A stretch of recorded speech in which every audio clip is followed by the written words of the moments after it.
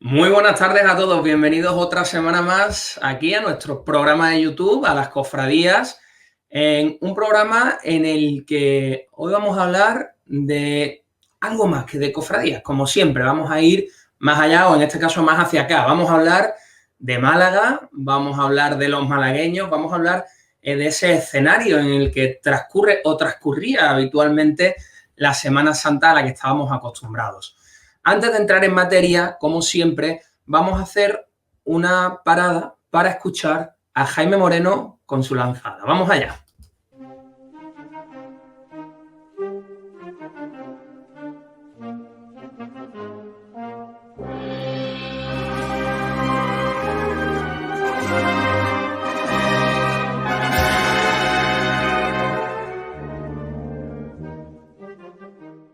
Muy buenas a todos.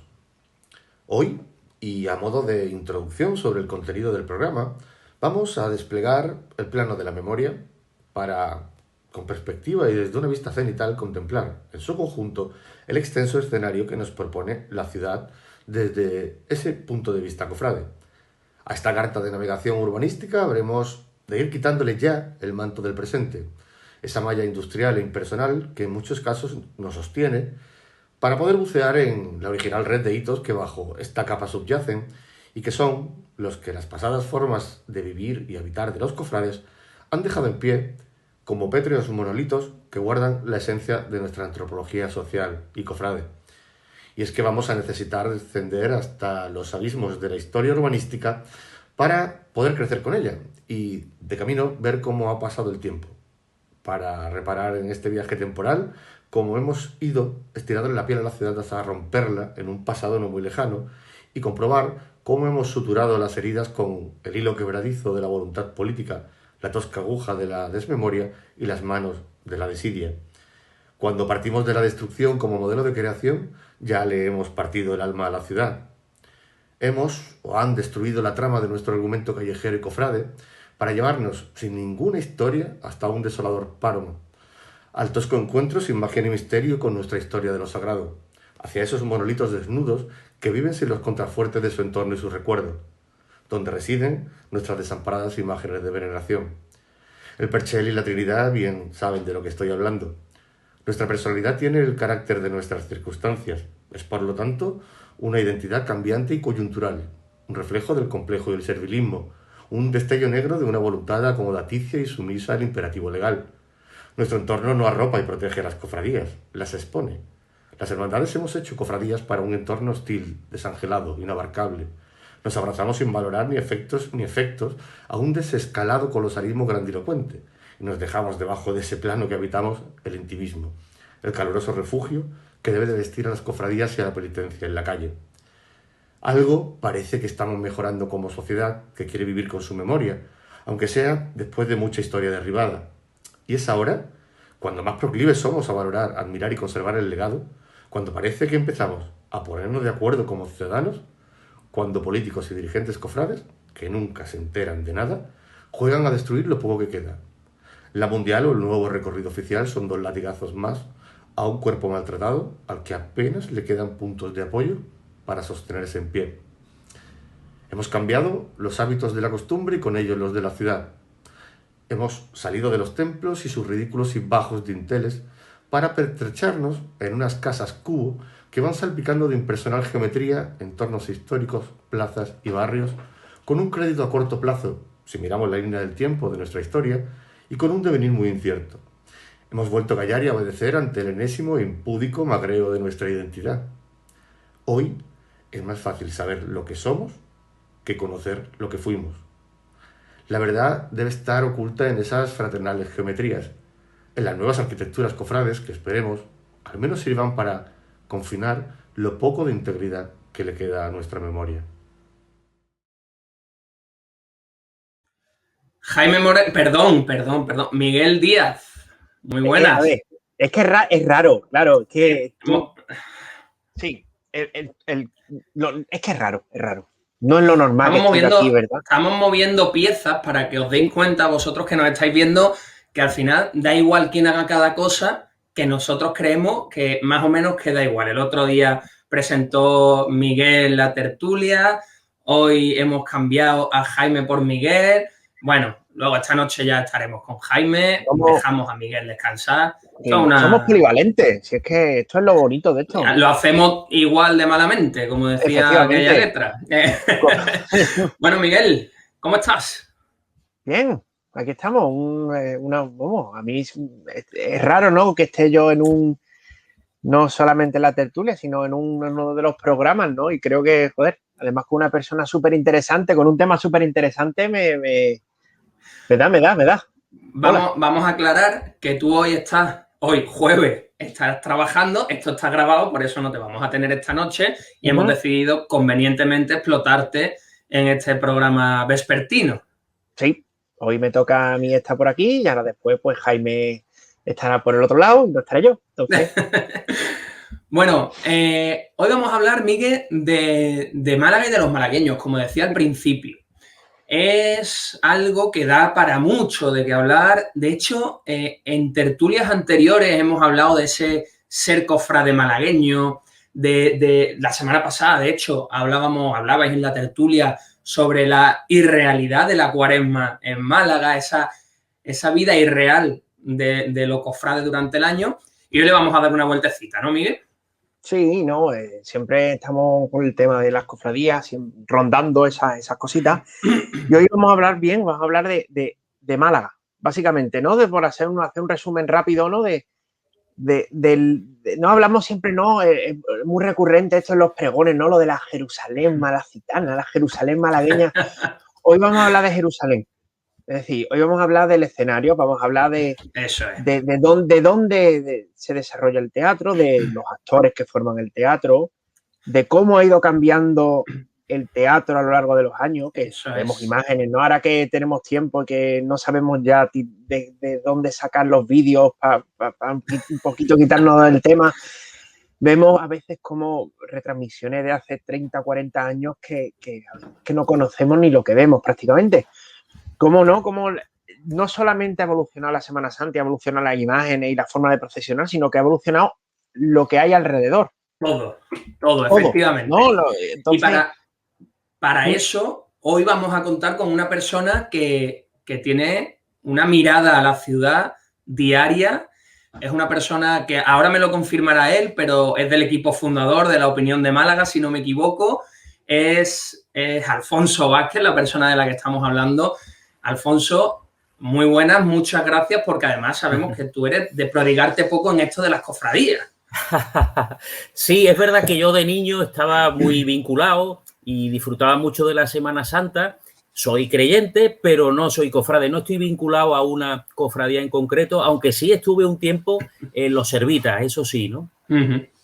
Hombre, Alfonso es, ya os digo, una persona que conoce Málaga muy bien porque escribe todos los días sobre ella. Además, tiene una cosa que es muy complicada un periodista, ¿sabes de lo que hablo? Es que la mayoría de las veces evita tener cualquier tipo de interpretación política. Él se centra en la realidad de Málaga, en lo que ocurre en la ciudad, que es de lo que él nos habla toda la semana. Y además decía, soy creyente. Bueno, es de esta generación de alumnos de los jesuitas que está pululando por toda Málaga en distintos sectores, con lo cual te tenemos perfectamente ubicado. Sí, yo en política intento no meterme nunca. De hecho, de las cosas más bonitas que me gusta que me digan es que no saben a qué partido voto, ¿no? Eso para mí es la mayor alegría y la mayor satisfacción. Y ya me lo ha dicho alguna persona. Oye, maravilloso, me dan ganas de abrazarlo porque yo intento ser lo más aséptico posible y mirar la ciudad con los ojos de un paseante y ya está, ¿no? Y contar lo que está bien, lo que está mal, desde mi punto de vista, que yo no tengo la verdad absoluta ni mucho menos. Bueno, eso queda claro, que es tu mirada, pero sobre todo, y mira que es complicado lo que tú dices, que a un periodista le digan que no sabe de qué pie cojea. Eso es mucho, ¿eh? Bueno, pues ya te digo. Bueno, si te parece, Miguel, yo creo que vamos... Sí. Adelante, Alfonso, perdón.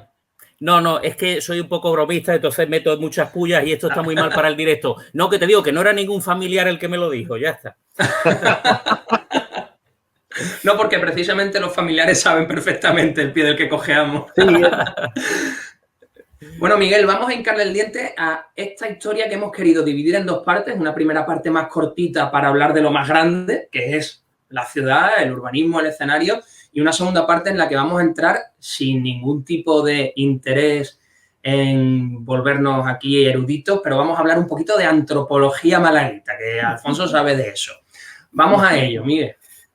Bueno, como hemos dicho Fran, vamos a dividir un poco la entrevista en dos partes, ¿no? La primera nos vamos a dedicar, ¿no? He hablado antes de Málaga como escenario, entonces vámonos no con los actores, sino con el escenario en sí mismo.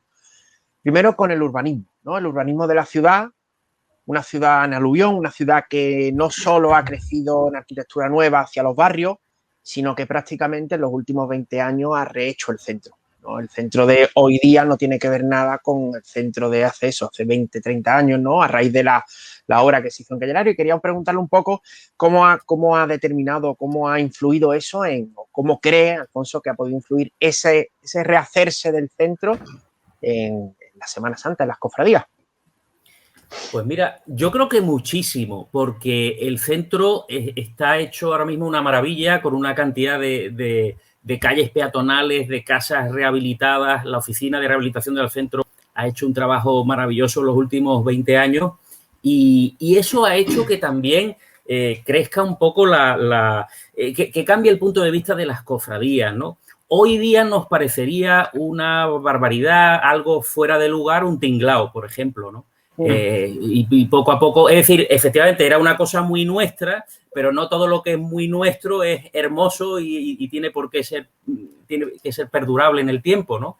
Y bueno, pues han proliferado las casas hermandad y yo creo que sí, que ha influido mucho la recuperación de Málaga para que también las cofradías sean conscientes de ese centro por el que procesionan, de esas casas hermandad y bueno, la influencia yo creo que ha sido bastante importante, ¿no?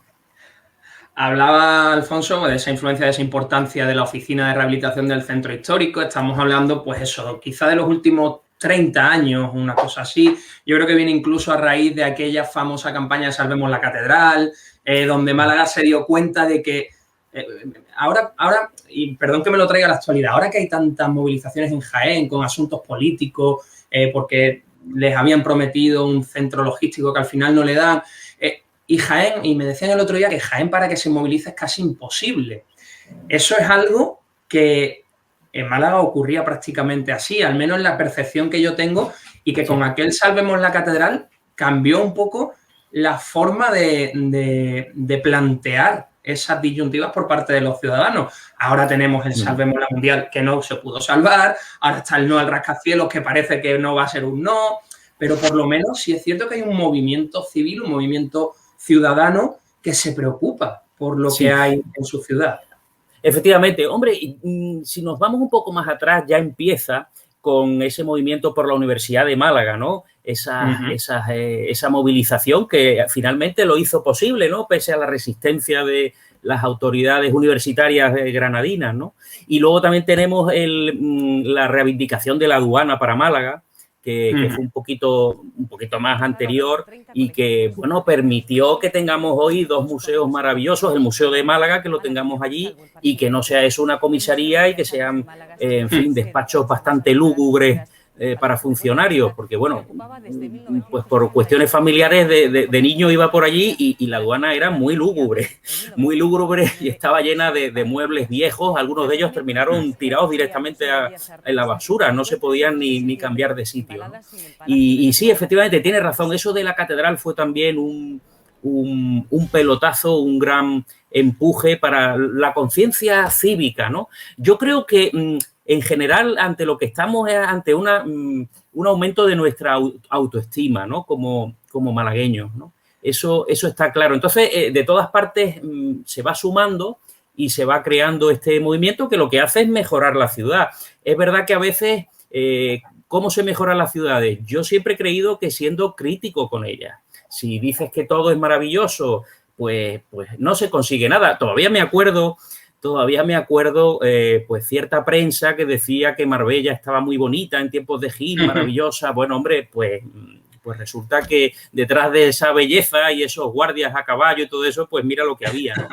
Es decir, que creo que siendo críticos podemos mejorar la ciudad. Esto mismo del rascacielos, ¿no? Eufemísticamente llamado torre, ¿no? Es un rascacielos que va a tener casi el tamaño del monte de Gibraltar y unas proporciones horrendas que van a destrozar el paisaje de Málaga para los próximos siglos, ¿no? Es verdad que puede ser un progreso para ciertas cuentas de resultados, pero no para Málaga. Bueno, en cualquier caso, salga o no ese proyecto, pues ahí hay un montón de gente detrás y yo siempre soy partidario de esos movimientos cívicos, ciudadanos, en los que no hay políticos, en los que hay malagueños, porque la ciudad mejora, ¿no? Al final.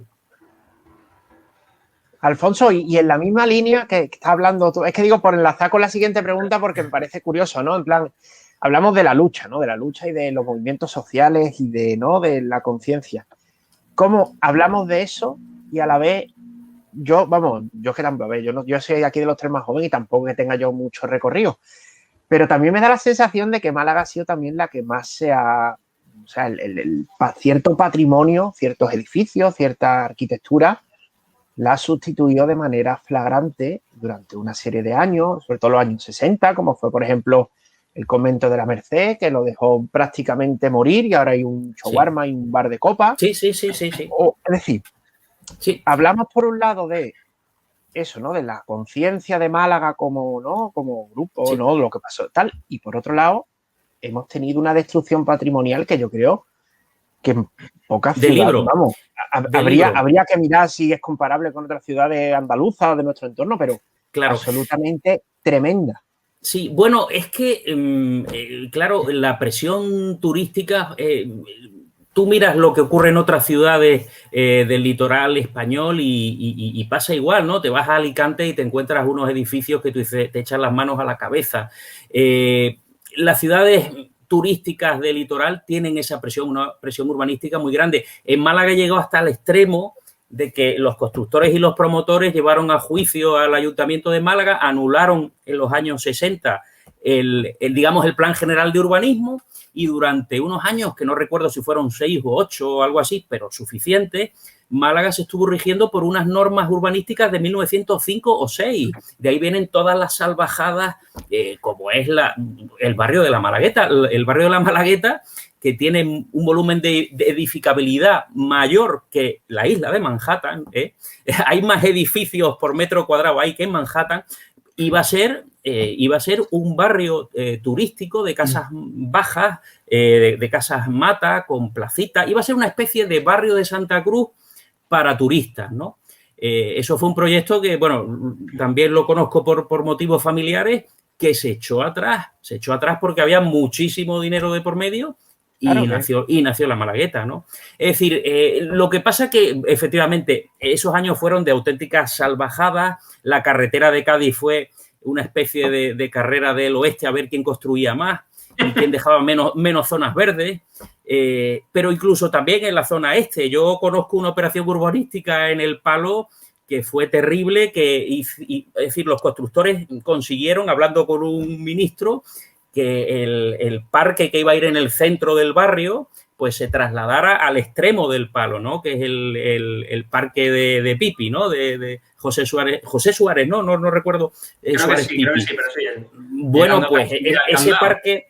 Claro, pues ese parque tenía que estar en el centro del barrio y lo trasladaron al extrarradio, pues por presiones urbanísticas, ¿no?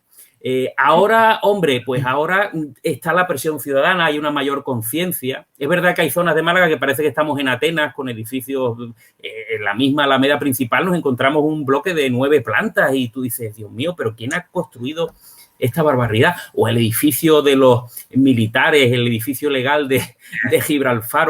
Pero bueno, yo creo que en líneas generales, quitando pues eso, algunos proyectos un poco desquiciados, pero en líneas generales ya no hay ese desorden y yo creo que, entre otras cosas, porque los ciudadanos estamos más vigilantes, ¿no? Ciudadanos de todos los partidos, ¿no? Esto mismo del rascacielos, hay personas muy importantes que votan al PP y que votan a Ciudadanos y que votan es decir, que no son todos que la gente no imagine que los movimientos ciudadanos son solamente de A y no de B, ¿no? Alfonso, ahí, a mí es que hablabas ahora de la Malagueta, a mí se me viene a la cabeza dos de los mayores destrozos que he conocido como ciudadano de Málaga y que ya no regía esa ley del salvaje oeste de 1905. Más allá de las hazas de la Alcazaba, que, bueno, tenía un cierto sentido regenerar la zona, pero habiendo visto el ejemplo del Sacromonte en Granada, echar abajo la Coracha, eso es una atrocidad. Sí. Y por otro lado, te digo, por irme al otro extremo, el reconvertir lo que era un barrio que se podía haber rehabilitado, se echó abajo el Perchel entero. El otro día veíamos una imagen de la antigua plaza de Santo Domingo, donde no había una plaza, era todo un enjambre de pequeñas casitas. Claro, pasamos de la arquitectura de arrabal a una arquitectura pues, sin sentido o por lo menos sin personalidad. Allá no había esas leyes de 1905, es más reciente y es raro recordar movimientos contrarios, porque han quedado enterrados, movimientos contrarios a aquella obra de la Coracha o aquella obra del Perchel. Tienes razón, pero es siempre el mismo pensamiento engañoso, es decir, la única manera de que Málaga se supere es una especie de complejo de inferioridad, ¿no? La única manera de modernizar es tirar todo lo antiguo y construir, que luego al final lo que construye son, pues lo que tú dices, cosas bastante impersonales, ¿no? En el año, a primeros de los 70, no recuerdo el año, el Ayuntamiento de Málaga votó en un pleno subir la altura de los pisos de la Malagueta. ¿Por qué? Pues porque consideraban, no lo que consideramos hoy, que es un murallón horrible que no tiene ningún sentido ahí y que se carga pues las vistas de Málaga, ¿no? Sino que, bueno, ellos pensaban que era la modernidad, ¿no?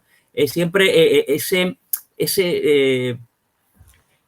complejo de inferioridad, ¿no? De que no podemos conservar lo nuestro porque no vale nada y hay que tirarlo, ¿no? Y yo creo que en Málaga se están haciendo cosas muy bonitas, pero hay ciertas cosas modernas que deberían quedar muy bien en los barrios modernos, ¿no?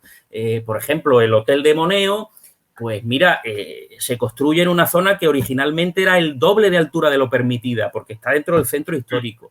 Te cargas una calle como es la de Atocha, el pasillo de Atocha, te comes prácticamente toda la calle, tiras un edificio que se ha ninguneado diciendo que era una pensión, pero fue de la familia Lorin Heredia, construida por el mismo que hizo Calle Larios y fue gobierno civil de Málaga durante un tiempo. La tiras abajo para construir un pastiche al fondo que ya no va a tener ningún sentido.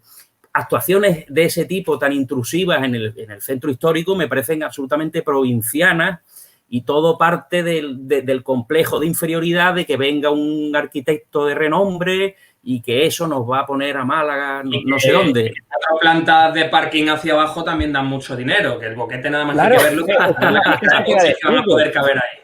Claro, es que ya no solo eso, es que al final todo tiene su vueltecita, ¿no? Es que eso, ya no solamente Moneo porque Moneo, no, perdona, Moneo no, Moneo, los 3 pisos de parking para abajo no son de Moneo.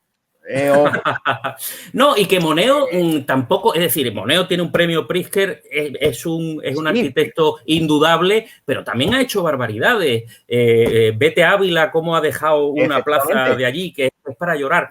O, gracias a Dios, gracias a unos malagueños, no salió un diseño de Moneo, que es el jardín de la estación de Atocha, que es de un grupo de botánicos malagueños, ese jardín tropical maravilloso. Cuando tú entras en la estación de Atocha, eso lo hicieron unos malagueños. El proyecto de Moneo era hacer un ferrocarril de seto de ciprés, ponerlo allí y el resto tiendas, ¿no? Es decir, ni Moneo ni Renfe estaban interesados en hacer el jardín de Atocha. Es decir, bueno, no podemos, tenemos que ser críticos también y no perder la perspectiva. Claro, pero es que lo crítico se confunde con lo político al final, porque al final es como, ahora mismo lo estamos viviendo con lo de la Torre. Estamos viviendo que parece que lo de la Torre es un movimiento, no es que el skyline de Málaga o tal, no es como no, es que si estás en contra es que estás casi que criticando la labor política del regidor y tal. Si está, entonces, el progreso en contra de las ideas políticas, entonces se va mezclando todo. Sí, claro. Yo creo que eso al final es como lo que va vertebrando todo esto y al final es un problema, es una cosa que yo creo que estamos viviendo un bucle porque te estoy escuchando del año 60, del año tal. Estamos sí, al viviendo final un bucle vuelve. Sí. Hemos evolucionado algo, o sea, Málaga o sea, ¿qué tenemos en contra de nosotros mismos, los malagueños, no? Parece esa sensación. Efectivamente, no, yo creo que sí hemos evolucionado en el sentido de que ya somos más críticos y que ya no pasamos por todo, ¿no? Y estos movimientos ciudadanos son un ejemplo, ¿no? Miguel, si te parece, sí. vamos a cambiar del escenario a los actores, ¿no? Es que, no es que con Alfonso... A mí es una cuestión. No podemos estar hablando de Málaga ahora.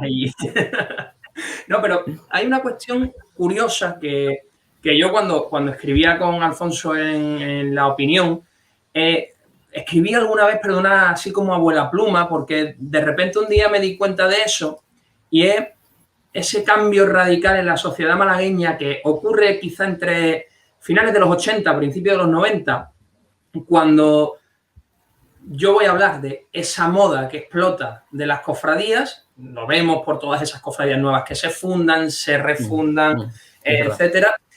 Y nos encontramos con que las peñas bajan, las peñas que podían ser un 90% de la vida social de la ciudad, las cofradías que eran un elemento, bueno, que estaba ahí, revientan. Y hoy podemos hablar de que las cofradías son el 99,9% de la vida social de la ciudad y las peñas son el 1%. ¿Existe como tal, o tú entiendes, Alfonso, que existe esa moda cofrade? ¿El malagueño es cofrade o tú recuerdas que haya sido una ciudad, como por ejemplo Sevilla o como por ejemplo Jerez, que son cofrades durante todo el año? ¿Y qué ocurre para ese cambio del malagueño peñista al malagueño cofrade?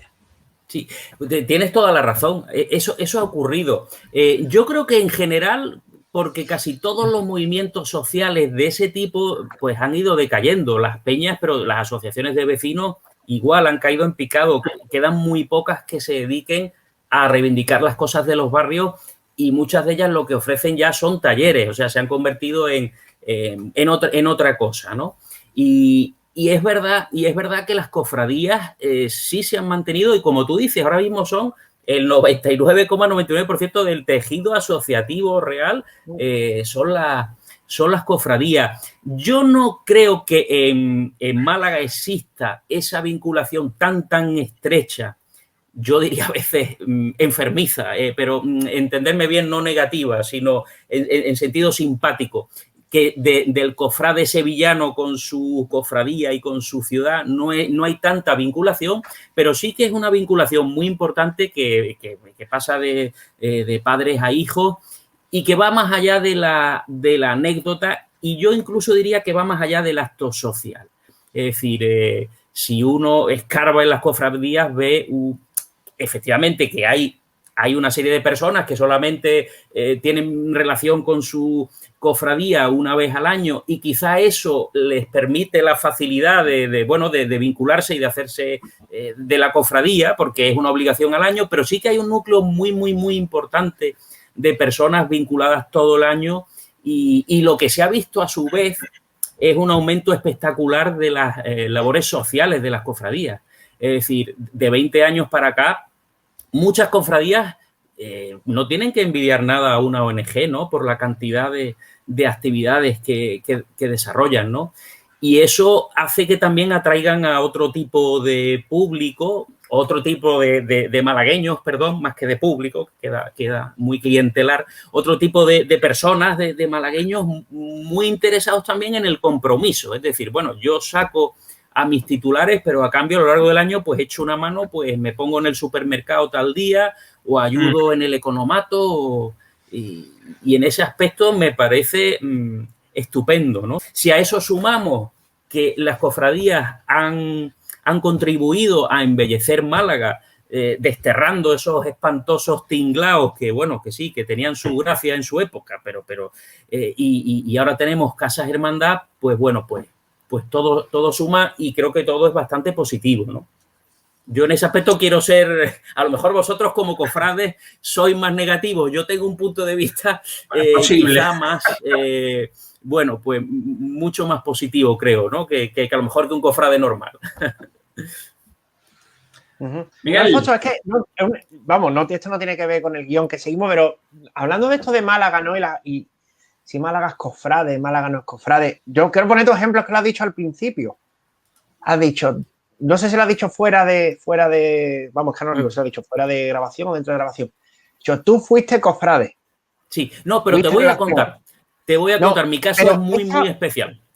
Sí, pero eso que te ha ocurrido a ti, yo creo que le ha ocurrido a mucha gente en Málaga. Sí, y eso yo creo que también es una seña de identidad de Málaga que yo no veo. O sea, lo de yo fui o yo estuve muy vinculado y ha ido pasando el tiempo y digamos que me he ido despegando. O sea, nunca uno deja de ser del todo, pero me he ido separando y ya soy más, en vez de, ya no soy tanto un actor participante como soy ya estoy un poquito, yo soy un poquito omnisciente, ¿no? Un poquito.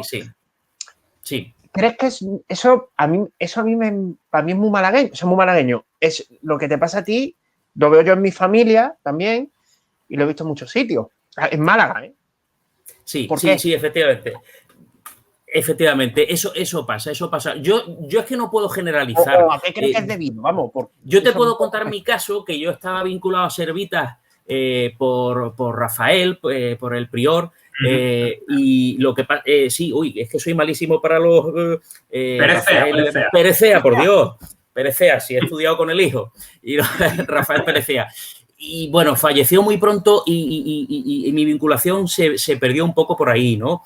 Pero también es verdad que yo estaba más interesado en el aspecto social y entonces lo que terminé fue yéndome a otro colectivo a echar una mano, ¿no? Que ya no era cofrade, ¿no? Sino que, bueno, pues era una cosa social en la que yo me sentía más realizado porque yo había sido voluntario de joven y tal.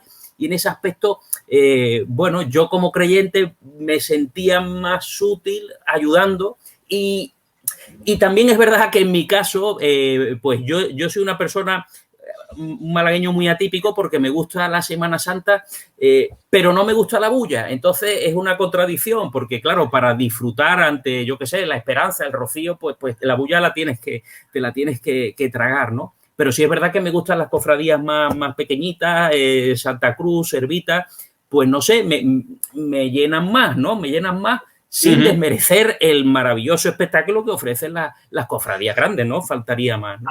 Pero Miguel, no te sé decir, no te puedo decir porque solo puedo hablar por mi experiencia. Sí.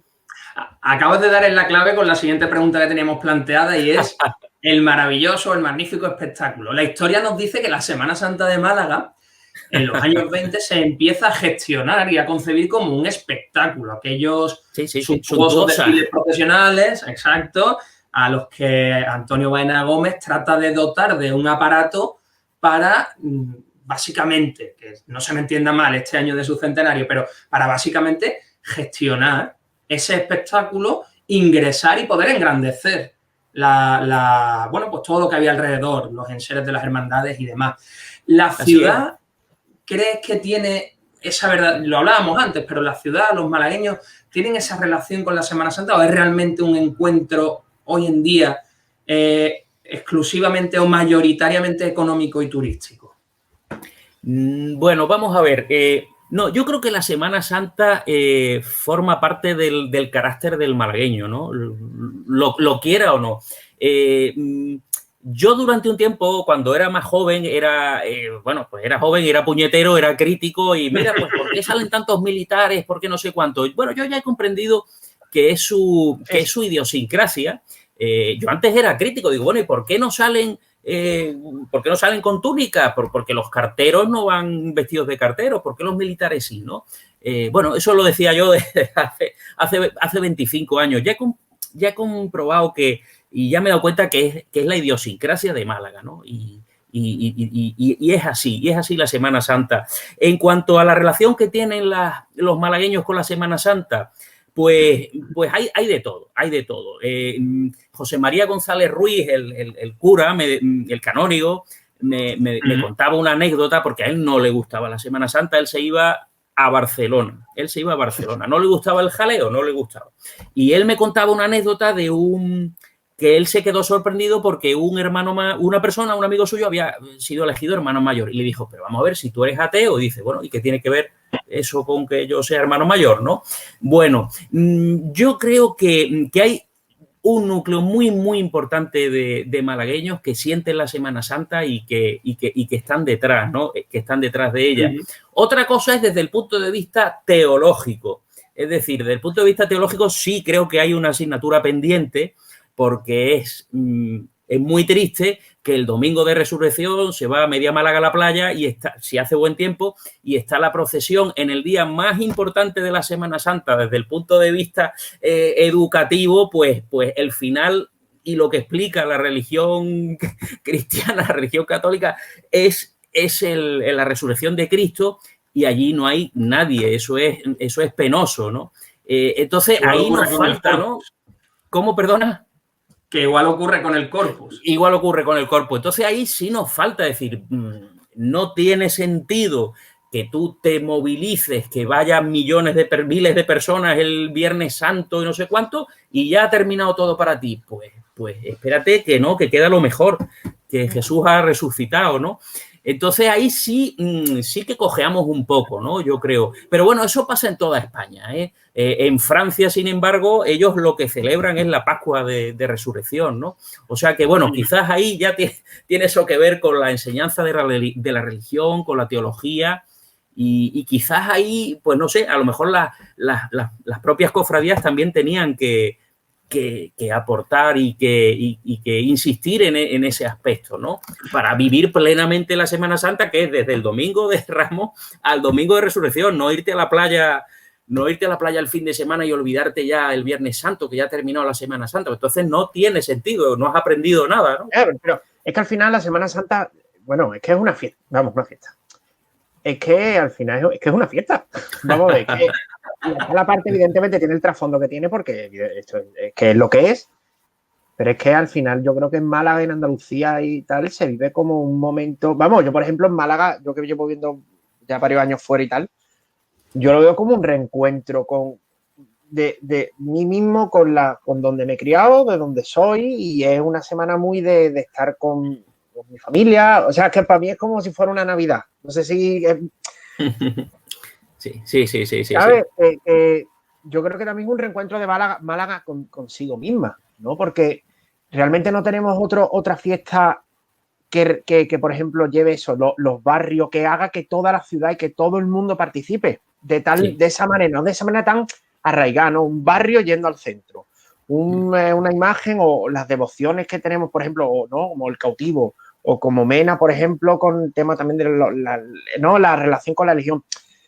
Esas cosas que sentimos los malagueños como nuestras, que son nuestras nada más. Y yo creo que eso también en la Semana Santa es lo que sale un poquito, ¿no? Sale un poquito a flor de piel y se muestra también en las calles, ¿no? No solamente la parte teológica, sino... Sí, no, por supuesto. Y además es lo que tú dices, y para mí es la fiesta más importante de Málaga. O sea, que me perdone la Feria de Agosto y que me perdone las Navidades de Calle Larios con el espectáculo hollywoodiense de luces, o el carnaval. Es la Semana Santa, sin duda, ¿no? Es lo que nos describe y nuestra seña de identidad, desde luego. Alfonso, una cosita, que es lo que quería yo preguntarte. El tema de Málaga y lo militar y Málaga y lo militar, no, lo digo por ver tu opinión, sí, ¿no? Sí. De cómo podemos, porque esto es lo de, le pega lo que un santo, ¿no? Como el dicho de un santo y dos pistolas. ¿No? Sí, es verdad que eso choca. Y también te digo una cosa. Porque tú también te hiciste tus preguntas en su momento, y yo creo que esas preguntas las hemos hecho todos con Nos las hemos hecho todo. Yo, por ejemplo, tengo un amigo que saca la Virgen de Mena, y para él es una auténtica frustración, porque dice que cuando termina la Legión, en muchos tramos hay una espantada. Dice, bueno, es que no nos hacen ni caso, ¿no? Ese sí es un caso extremo en el que lo militar se ha comido a la Semana Santa, a la procesión, a lo religioso, ¿no? Y de hecho la gente dice que va a haber la Legión. Mucha gente ni siquiera dice que va a haber a Mena, y si no estuvieran los militares, si no estuviera la Legión, pues habría muy poca gente. Ese es un caso extremo, pero yo creo que no ocurre en la mayoría de las otras cofradías, ¿no? Digamos que el protagonismo de los militares pues está más, en fin, está más acompasado con la procesión y bueno, quizás Mena pues tendría que plantearse, pues no sé, si damos tanto protagonismo a la Legión o no, ¿no? Pero en ese caso es también muy complicado porque es la razón de ser de Mena y bueno, yo soy un foráneo en ese aspecto, ¿no? Pero sí creo que es un caso extremo en el que lo militar ha terminado por tragarse lo cofrade, ¿no? Y además eso lo comparte gente de Mena que conozco, no solamente este amigo, sino otros que tienen esa percepción, ¿no? Lo que pasa es que siguen saliendo porque llevan en la cofradía desde niños y tal, pero también piensan que el protagonismo de la Legión es excesivo. También, por último, hay otro caso, que es, si bien por un lado se monopoliza la imagen o la idea o la cofradía por parte de un elemento, en este caso podemos hablar de la Legión, y por otro lado es el pueblo el que coge a esa imagen y a esa devoción. Es decir, en Málaga tenemos, se me vienen a la cabeza dos, seguramente hay alguna que otra más por no crear ninguna suspicacia, pero yo creo que no hay nada parecido a la devoción que se tiene en Málaga a la Virgen del Carmen, sea cual sea la imagen de mayor o menor calidad. Es decir, desde la Virgen del Carmen de cualquier barrio pequeñito, incluso de cualquier pueblo de interior. Y luego está el cautivo. Es algo que trasciende. Trasciende los cofrades, los semanasanteros, los religiosos. Estaríamos hablando en algunos casos, no sé si tú estás de acuerdo en eso, Alfonso, hablamos en ocasiones de algo mágico. Estamos hablando de una cosa atávica. Sí. Efectivamente, eso entra dentro de la antropología cultural, ¿no? Y entronca con nuestros ancestros más remotos, con la noche de los tiempos, cuando el hombre primitivo pues tenía un dios y una diosa y bueno, eso es así, ¿no? Por un lado está la religión cristiana y por otro lado está un fenómeno, bueno, no es que estén separados, pero que la religiosidad popular va por un lado, ¿no? Y es una religiosidad para mí fascinante, pues eso, pues porque entronca con siglos y siglos atrás, ¿no? Aunque los propios protagonistas no sean conscientes de eso, ¿no? Pero sí, a mí eso me parece fascinante. Incluso hay historias muy bonitas y muy divertidas.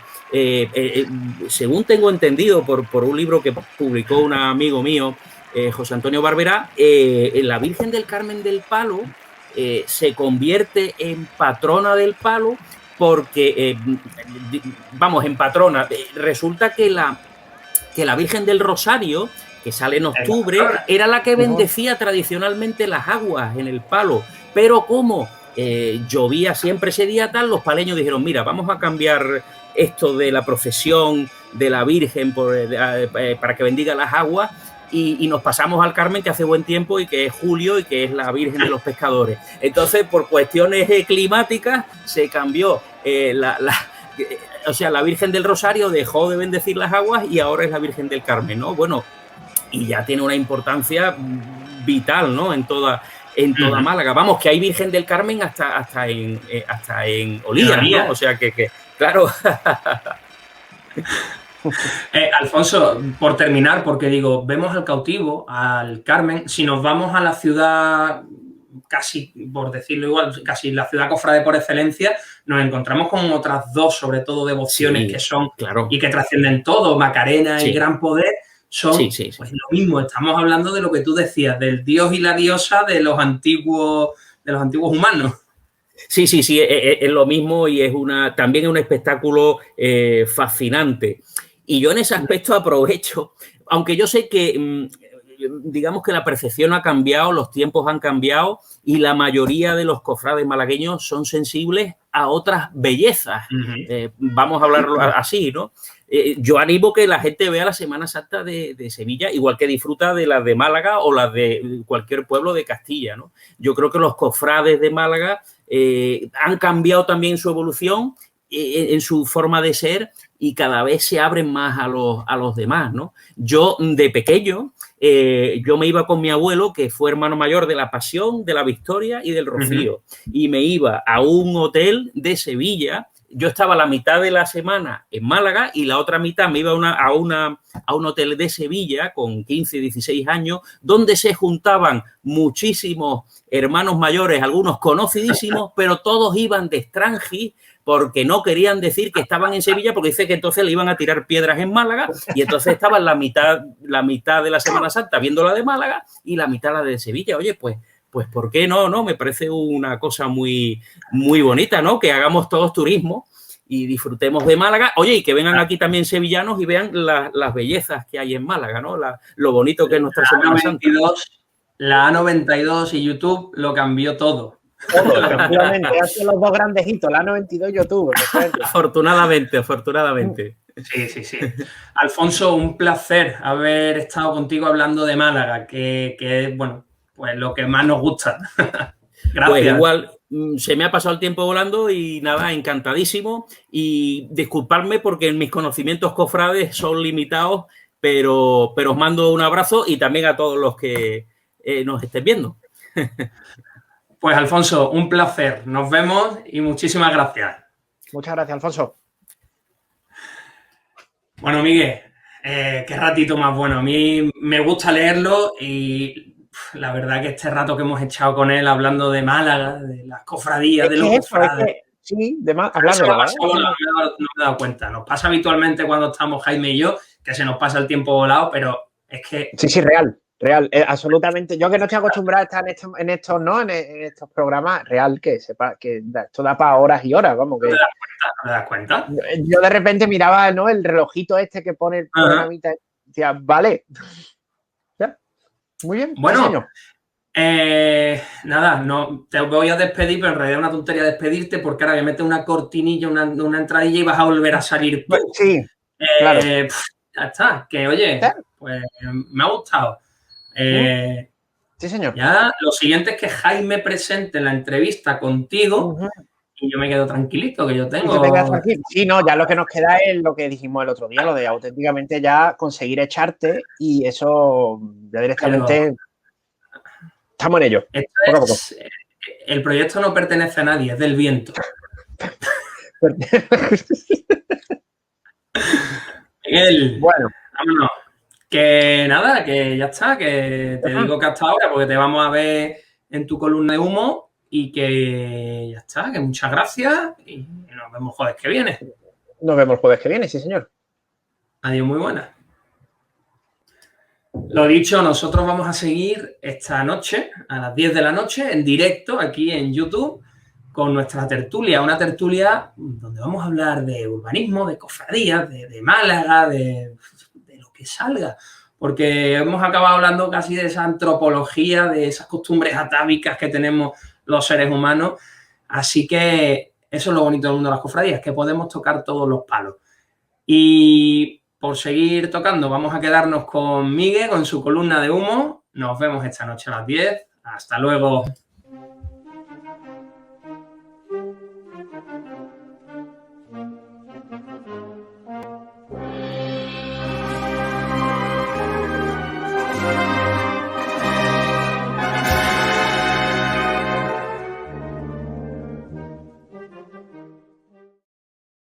Hey, ¿qué pasa? Bienvenidos a Columna de Humo. Hoy voy a dedicar este espacio fundamental de las personas que lo veis, pues yo ya sé que sois fundamental en vuestras vidas, a la agrupación. ¿Y por qué? Voy a dedicárselo a nuestra querida agrupación centenaria. Porque una vez más, la agrupación es un ente vacío. Es decir, paupérrimo. A ver, cuaresma extraña, cuaresma atípica, sin Semana Santa, como tal, como la concebimos nosotros. Y la agrupación, a pesar de ser su centenario, flojo, ¿eh? Flojo es que estuvieron una semana trayándonos y posteriormente a la agrupacionista ni se le espera. Es que no sé de qué va esto. O sea, no lo sé. No sé si es que sea, realmente ya hemos hablado muchas veces de que la agrupación es un conjunto de 40 y pico familias, cada una de su padre y de su madre. Pero es que quizá este año, no sé, quizá tendría que haber dado un pasito al frente, no sé, creo. Y haber, no sé, haber centralizado algo, haber expuesto algo que sea más allá de que al final todo va a quedar en lo de siempre, que va a ser el cartel, el Via Crucis y cuatro cosas más. No sé. Yo es que ya no me sorprende nada del nivelito que hay ahí dentro. Es que ya nos conocemos todo lo que hay ahí. Eso es un reducto de personas que no. Hombre, vamos a partir de la base que para más de uno pertenece a la agrupación de cofradías es como pertenece al Consejo de Administración del Banco Santander o del Consejo de Administración del Ministerio de Cultura. No sé. Pero bueno, sin más. Agrupación desaparecida. Feliz Cuaresma.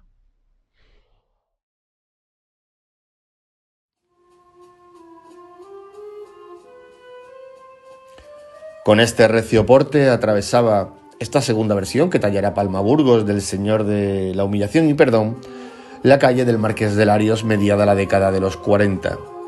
Una reconstrucción escultórica exigida por la propia cofradía inmediatamente después de la Semana Santa del 41, año de la única salida de la primera versión, y que, al contrario que los mediocres proteccionistas académicos, sí apreció notables deficiencias en el trabajo escultórico de un Francisco Palma que tal vez tallaba por aquel entonces por encima de sus posibilidades. Esta segunda y definitiva imagen pondría fin al vacío devocional de la cofradía, tras la destrucción del 31 y el fiasco de la primera versión, con una soberbia interpretación del Señor humillado y despreciado por Herodes, que, codificando los valores más clásicos de Palma García, vendría a ganar el favor y el fervor de muchísimos malagueños. La estampa nos ofrece la posibilidad de leerla de una sola vez, pues la solidez que ambas e imagen formaron desde un principio nos centra la mirada hacia la armónica construcción del conjunto procesional. Alrededor de este van apareciendo las circunstancias y que provocan que todo fluya hacia el centro. La oscuridad de la noche, deshecha de cualquier estridente contaminación, propone el telón de fondo. Un estudiado perímetro de luz educa la mirada para llevarnos desde las ascuas de las tulipas hasta la reverberación de los blancos, mientras cierra la imagen un fragmento curvo y limpio de nuestro urbanismo decimonónico, que, rivalizando con las dolorosas aristas del trono, acaba complementándose visualmente en un juego de contrarios. Todo este peso recae en una extraída y silenciosa muchedumbre que amasa y compacta el blanco y lo eleva, encontrando en el Cristo de la Humillación el noble colofón a una nívea pirámide compositiva. Pero la fotografía muestra más aún, pues guarda en su interior la codificación del tiempo, porque está escrita en presentes y pasados. De la estampa reconocemos el paso del tiempo y, sin embargo, nos identificamos plenamente con ella. El conjunto procesional de la Humillación es el efímero antagonismo arquitectónico de la propia ciudad por la que discurre. Su sola presencia ya propone todo un tratado discrepante sobre el desarrollo y el crecimiento insostenible de una urbe que ha necesitado desalmarse, desecharlo todo para crecer con el tiempo. La lección magistral de las casi centenarias andas que tallara Benítez Oliver son el desprecio con el que la artesanía y el pasado se burlan del urbanismo presente, mientras le enseña a este en cada paso que se puede crecer conservando la memoria y sin destruirlo todo, que las necesidades funcionales, estéticas y espaciales pueden y deben de atenderse, que las reformas, además de inevitables, son muy necesarias, pero que se puede hacer este viaje llevando tu alma en las alforjas, demostrando que 100 años después son presente, pero también son pasado reconocible, porque no ha malversado la identidad, que al fin y al cabo es la que transmite su estampa, pero sobre todo porque han sido auténticamente incapaces de no ser fiel a ellos mismos.